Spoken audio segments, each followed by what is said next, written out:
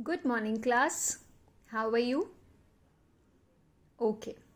So today we are going to start up with the poem Wind by Subramanya Bharati. The wind blows strongly and causes a lot of destruction. How can we make friends with it? So children, before I start up with the poem, I just ask you something. What comes in mind when we talk about wind?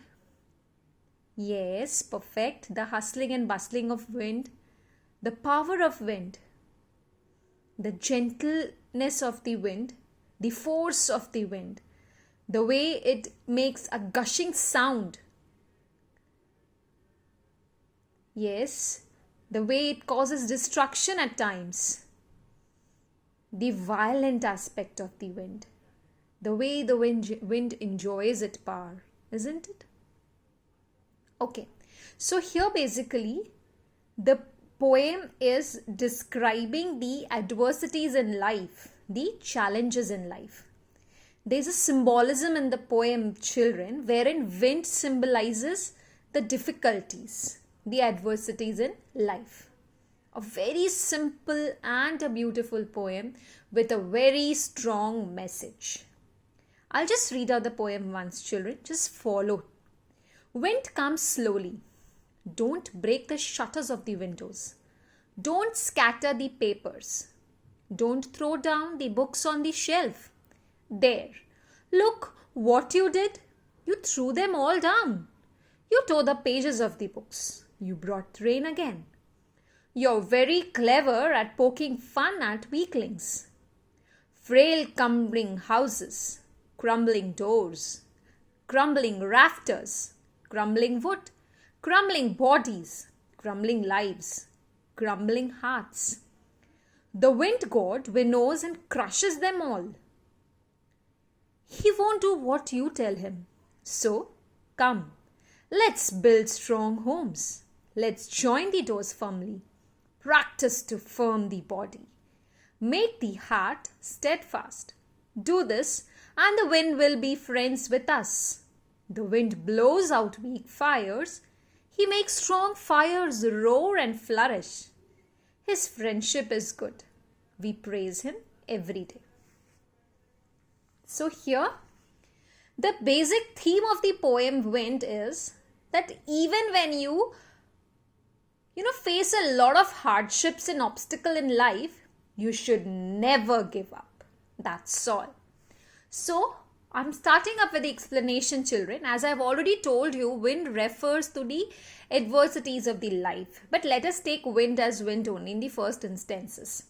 Wind comes softly. The poet is requesting the wind to come softly. He's asking the wind not to break the shutters of the window, not to scatter the papers. Don't throw the books on the shelf.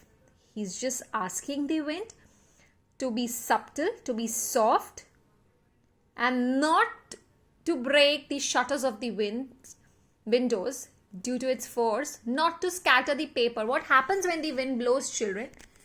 Yes, it breaks the shutter of the windows at times, the weak windows. It scatters the papers all over the room. The wind is so strong that it throws down the books on the shelf at times. So the poet is requesting the wind not to do and blow softly. There, look what you did. You threw them all down. In spite the poet requested the wind to blow softly, the wind wasn't soft enough. On the contrary, it was too strong to throw all the papers down. You tore the pages of the books. You brought rain again. Other than that, the wind was so strong to tear the pages of the books, and it causes the rain also. You're very clever at poking fun at weaklings. What is poking? Making fun at the weaklings. Remember, children, wind will only make fun or will be only be able to move or make those objects fell which are weak, not the stronger one. So here wind means adversities. The problems in life will only be able to shake and shake and affect only the weaker persons, not the stronger ones. Frail crumbling houses.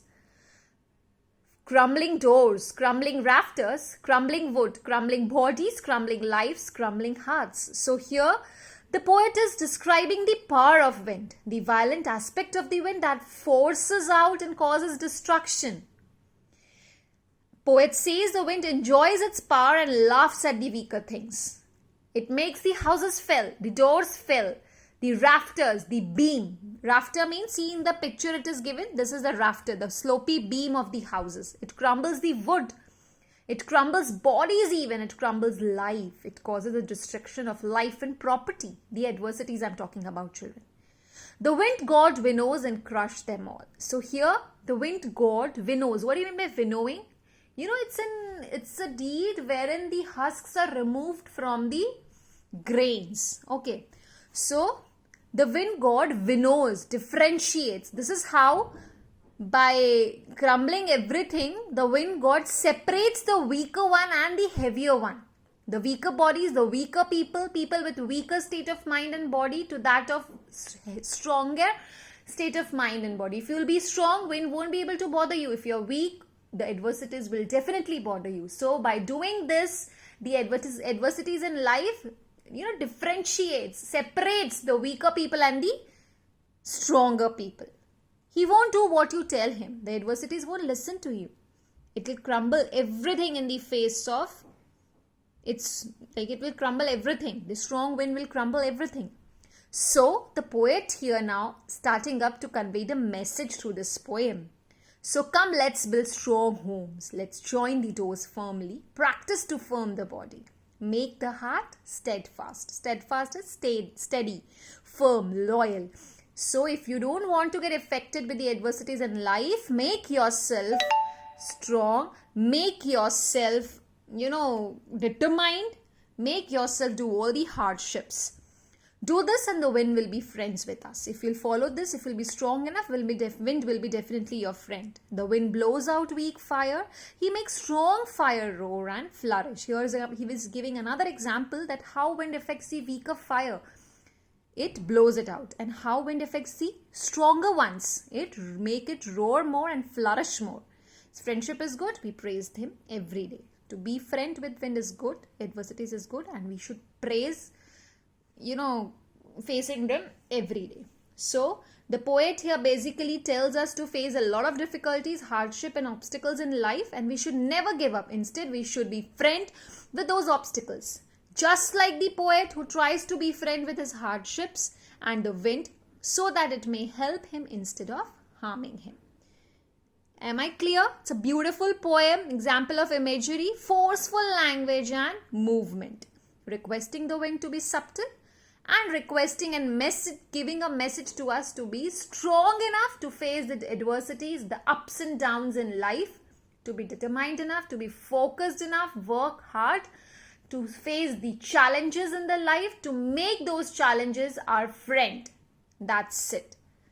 I hope the explanation was clear. Read the poem.